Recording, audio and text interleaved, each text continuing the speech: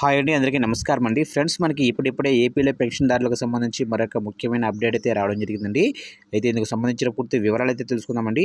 Video మాత్రం ఎక్కడ skip చేయకుండా చూడండి ఫ్రెండ్స్. ఇక లేట్ చేయకుండా వివరాల్లోకి వెళ్ళిపోదాము. ఇక్కడైతే చూడండి ఫ్రెండ్స్. ఇక ఏపీలో ఎన్నికల వేళ వాలంటీర్లతో పెన్షన్ల పంపిణీ నిలిపివేత రచ్చ నడుస్తున్న వేళ వైసీపీకి పోటీగా పెన్షన్ మొత్తం పెంపుపై విపక్ష టీడీపీ ఇస్తున్న హామీలు చర్చనీయమవుతున్నాయి. ఇప్పటికే రాష్ట్రంలో వృద్ధులు, వికలాంగులు, వితంతువులకు నెలకు 3,000 చొప్పున పెన్షన్లు ఇస్తున్నారు. ఈ క్రమంలో వచ్చే 5 ఏళ్లలో పెన్షన్లను తప్పనిసరిగా పెంచాల్సిన పరిస్థితి కూడా నెలకొంది. అయితే విజయంపై ధీమాగా ఉన్న రాజకీయ పార్టీలు పెన్షన్ పెంపుపై ఆచితూచి స్పందిస్తున్నారు.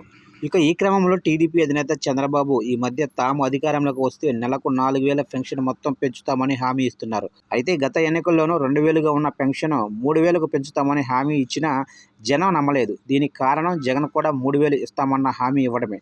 అయితే గెలిచాక జగన్ తాను 3,000కు పెంచుకుంటూ పోతానని మాత్రమే హామీ ఇచ్చారని తేల్చారు.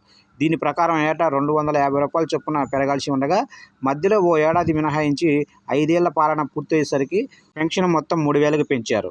ఇక ఇప్పుడు మరోసారి అధికారంలోకి వస్తే 4,000 ఇస్తామన్న హామీని ఇస్తున్న చంద్రబాబు ఐవీఆర్ఎస్ రూపంలో దాన్ని ప్రజల్లోకి తీసుకువెళ్లేందుకు ప్రయత్నిస్తున్నారు. ఇదే క్రమంలో తాజాగా తాము అధికారంలోకి రాగానే అంటే జూన్ లేదా జూలైలో పెరిగిన రూ. 1,000 పెన్షన్ను ఏప్రిల్, మే, జూన్ నెలకు కలిసి 3,000, జూలైలో ఇవ్వవలసిన 4,000కు కలిపి మొత్తం 7,000 ఇస్తామని ప్రచారంలో చెబుతున్నట్లు తెలుస్తుంది. చూశారు కానీ అప్డేట్ నచ్చినట్లయితే లైక్ చేయండి. ఇలాంటి ముఖ్యమైన అప్డేట్స్ కోసం ఇప్పుడే మన ఛానల్ని సబ్స్క్రైబ్ చేసి ఫాలో చేయండి ఫ్రెండ్స్.